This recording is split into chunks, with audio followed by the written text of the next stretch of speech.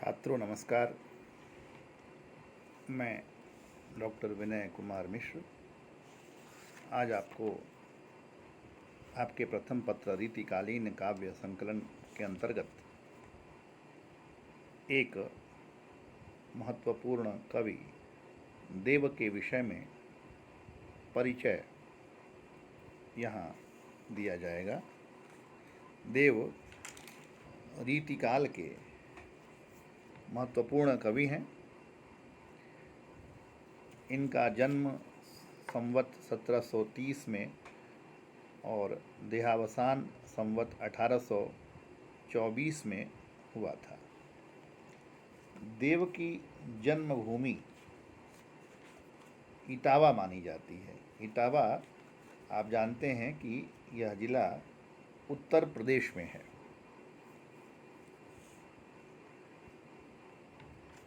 इनका जीवन एक भटकाव का जीवन था। अनेक आश्रयदाताओं के यहाँ जाकर इन्होंने आश्रय लिया रोजी रोटी के लिए,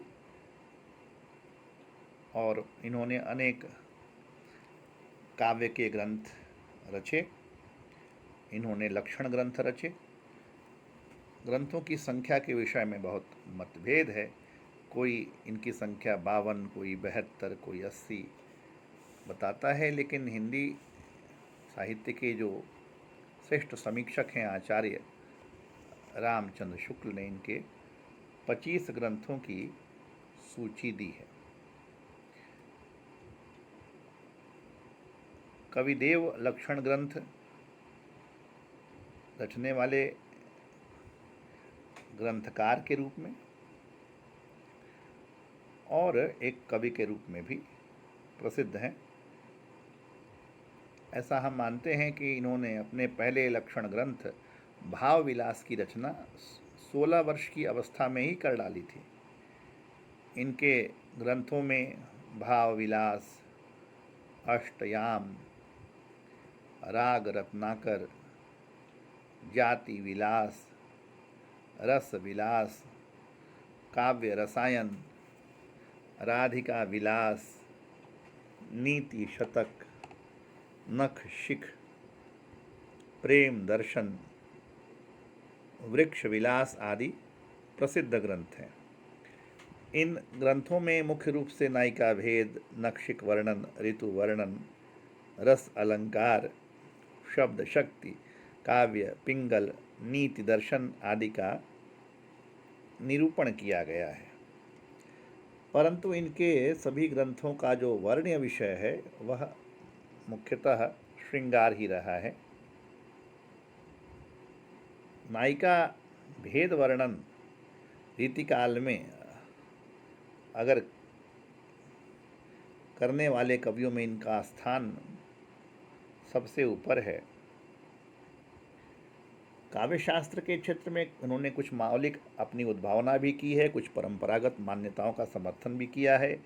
किसी स्थान पर ये शब्द को काव्य का शरीर, रस को उसका प्राण और अलंकार को उसका शोभा कारक धर्म मानते हैं, तो दूसरे स्थान पर शब्द को काव्य का प्राण और अर्थ, मन, रसमय सौंदर्य को उसका शरीर घोषित करते दिखाई पड़ते हैं। ये जो विवेचन में विरोधाभास है, इनको एक आचार्य के रूप में पूरी तरह से मान्यता नहीं प्रदान करता। फिर भी इन्हें शब्द शक्ति का मर्मज्ञ कवि कहा जाता है। और वैसे भी इनकी रचनाओं में इनके आचार्य रूप की तुलना में इनका जो कवि रूप है, और ख़ासतौर पे एक रस सिद्ध कवि का रूप है, वह एक उच्च कोटि का रूप वही अधिक उभरा हुआ मिलता है। और इस काल के अत्यंत उच्च कोटि के कवियों में बिहारी, देव, ये सब बराबर के महाकवि के रूप में इन्हें जाना जाता है। महाकवि देव के रूप में हिंदी के वरिष्ठ आलोचक डॉक्टर श्याम सुंदर दास ने इनके पांडित्य पर और इनकी कवित्व प्रतिभा पर विचार करते हुए लिखा है कि पांडित्य की दृष्टि से रीतिकाल के समस्त कवियों में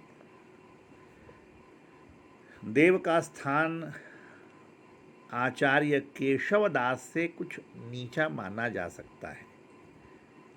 कलाकार की दृष्टि से वे बिहारी से निम्न ठहरते हैं, परंतु अनुभव और सूक्ष्मदर्शिता में उच्च कोटि की काव्य प्रतिभा का मिश्रण करने और सुंदर कल्पनाओं की अनोखी शक्ति लेकर विकसित होने के कारण हिंदी काव्य क्षेत्र में सहृदय और प्रेमी कविदेव को रीतिकाल का प्रमुख कवि स्वीकार करना पड़ता है।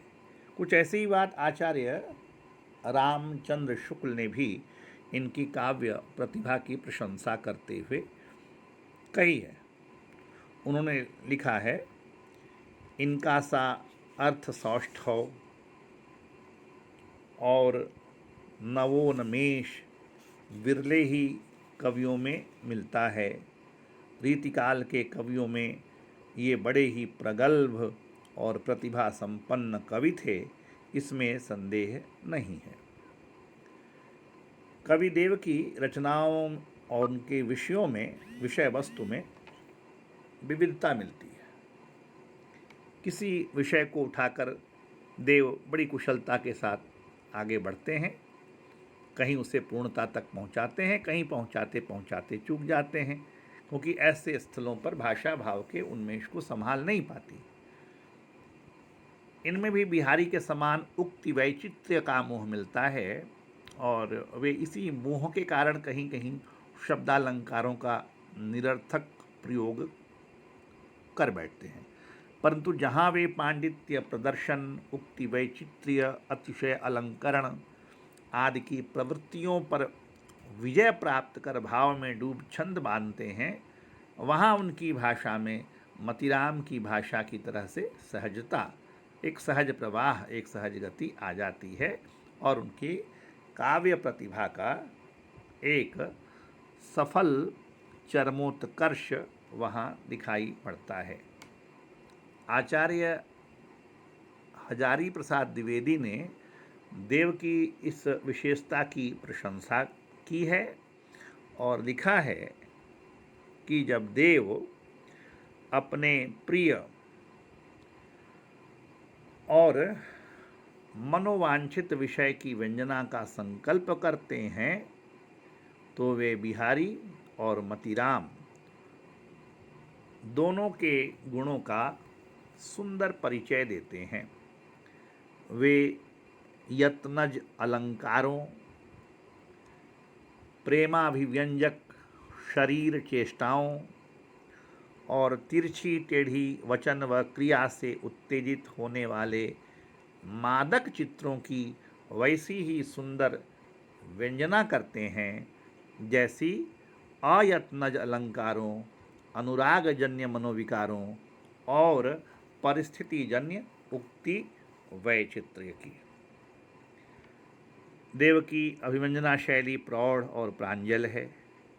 वे काव्य रचना करते समय भाषा के सौष्ठव, समृद्धि, अलंकरण और सज्जा का विशेष ध्यान रखते हैं, परंतु जहाँ वे पद मैत्री, यमक, अनुप्रास आदि के चमत्कार प्रदर्शन में फंस जाते हैं, वहाँ भाषा का प्रवाह और सहज सौंदर्य नष्ट हो जाता है।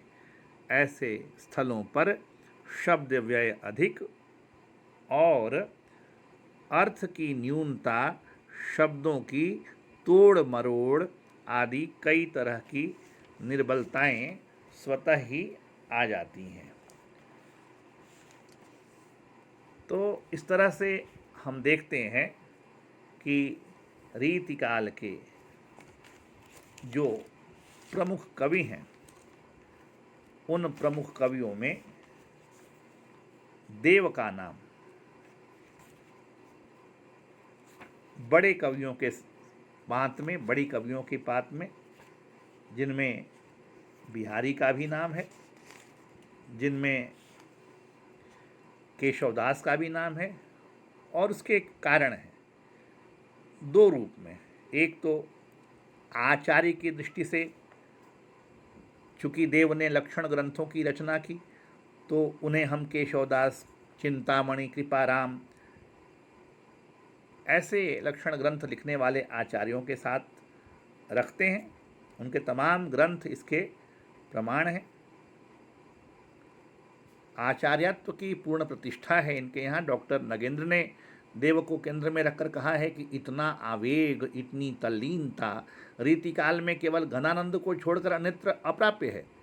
यह वास्तव में प्रेम का वर्णन न होकर प्रेम की अभिव्यक्ति है। ऐसा प्रतीत होता है मानो कवि का संपूर्ण व्यक्तित्व पिघल कर बह रहा हो। तो एक तो आचार्य की दृष्टि से, दूसरी तरफ श्रृंगारी कवि की दृष्टि से आप उनकी तुलना केशवदास से आप कर सकते हैं, आप उनकी तुलना मतीराम से कर सकते हैं, आप उनकी तुलना बिहारी से कर सकते हैं, आप उनकी तुलना पद्माकर से कर सकते हैं। और आप देखेंगे कि लक्षण ग्रंथों पर ध्यान केंद्रित करने के कारण से जहाँ केशव एक हृदयहीन कवि के रूप में आते हैं, मतीराम में माधुर्य है, लेकिन भाव गांधीर्य की दृष्टि से आप देखेंगे तो देव इन सबसे प्रबल पड़ते हैं, क्योंकि बिहारी का भी कला पक्ष सबल है लेकिन देव का भाव पक्ष सबल है। और वो पद्माकर की तरह ही, हालांकि पद्माकर की कोई बराबरी नहीं है, लेकिन देव की कविता रीतिकाल के आचार्य कवियों में उन्हें श्रेष्ठ कवि और आचार्य के पद पर प्रतिष्ठित करती है। आचार्य रामचंद्र शुक्ल का कथन है कि आचार्यत्व की दृष्टि से रीतिकालीन कोई भी आचार्य विशेष महत्वपूर्ण नहीं है। देव आदि आचार्यों ने तो रीति शास्त्र सृजन में न तो कोई मौलिक योग दिया और न विषय का सम्यक और पूर्ण निरूपण ही उपस्थित किया है। फिर भी जो कुछ हिंदी का रीति साहित्य है उसमें देव का एक महत्वपूर्ण स्थान है। तो इस तरह से आज आपको रीतिकाल के एक प्रमुख कवि देव के विषय में मैंने परिचय दिया कि देव के काव्य में आचार्यत्व एवं कवित्व का एक उचित समन्वय हुआ है और उसमें श्रृंगार रस अपनी संपूर्णता और मौलिकता के साथ अभिव्यक्त हुआ है। और इसी विशेषता के कारण देव रीतिकाल के प्रमुख कवि एवं रसवादी आचार्य कहे जाते हैं और रीतिकाल के समस्त कवियों में देव का स्थान अन्यतम है।